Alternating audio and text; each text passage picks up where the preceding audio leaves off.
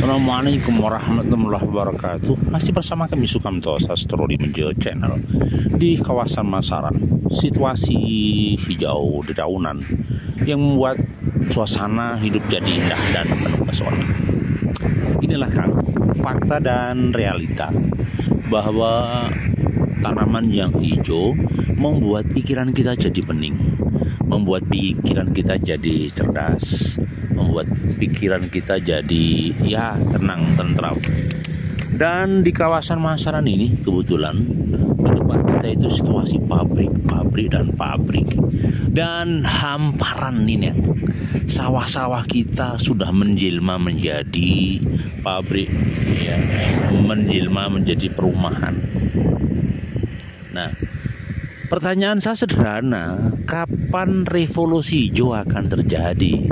Kalau bicara tentang swasembada pangan dan eksistensi, ya dengan cara intensifikasi mungkin ya, karena tanah sudah mulai berkurang. Tapi kalau untuk bicara penambahan areal, pengembangan areal di Jawa tidak mungkin, bro, karena lahan-lahan ini akan diusir oleh pabrik-pabrik, akan diusir oleh gedung-gedung, akan diusir oleh perumahan. Jadi dipastikan di Pulau Jawa ini akan habis untuk lahan dan hamparan pertanian. Maka logikanya swasembada pangan itu harus dikembangkan di luar Jawa yang hamparannya masih lebar, tanahnya masih luas. Kalau mengandalkan kekuatan, maaf, di Pulau Jawa, misalnya di Masaran seperti ini, ya sudah berantakan.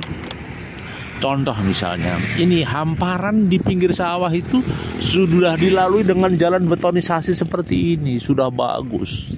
Nah, lahan yang dilalui jalan infrastruktur bagus dipastikan akan dilirik oleh pengusaha, dipastikan akan dilirik usaha pengembang. Kalau ini bukan sabuk hijau, ya artinya dilarang untuk berubah fungsi dari tanaman pangan menuju industri atau perumahan, pasti habis. Kalau ini bukan sabuk hijau, dipastikan lahan-lahan ini akan habis. Kenapa begitu? Iya, dipakai untuk industri, dipakai untuk perumahan, dipakai untuk perkantoran. Karena kebutuhan perumahan akan bersaing ketat dengan kebutuhan pangan. Kami ulang, ya, kebutuhan akan pangan bersaing ketat dengan kebutuhan papan.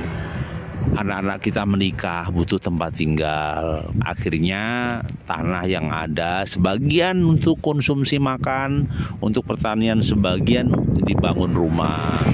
Kalau misalnya ada pengusaha pengen pengembangan usahanya, yang terjadi pasti akan disulap tanah-tanah hijau ini menjadi tanah-tanah produktif, tanah-tanah produksi, tanah-tanah yang digunakan untuk kegiatan industrialisasi. Satu kesimpulan, Tuhan menciptakan hamparan untuk siapa sih? Untuk manusia. Tuhan menciptakan hamparan untuk apa sih? Untuk peradaban manusia. Hanya saja kalau manusia dibiarkan membangun, maka dipastikan ya hamparan akan habis. Maka idealnya ada semacam ketentuan atau paling tidak masukan pihak-pihak terkait. Untuk bangun rumah jangan terlalu lebar, secukupnya untuk pergerakan dan peradaban saja. Ya, untuk istirahat sejenak. Yang lainnya tetap difungsikan untuk pertanian. Kalau terpaksa harus dibuat tingkat saja, sehingga tidak memakan waktu, tidak memakan tempat, sehingga sebagian polanya bisa digunakan untuk pertanian. Itu kawanku, sekedar ngudoro suatu rasan-rasan. Tapi yakinlah kita harus punya semangat untuk berkarya, beraktivitas. Karena ketekunan itu bukan karena keberuntungan. Ketekunan itu akan mengawali kita menjadi sukses. Banyak orang-orang sukses itu bukan karena pintar, cerdas, tetapi karena ketekunan.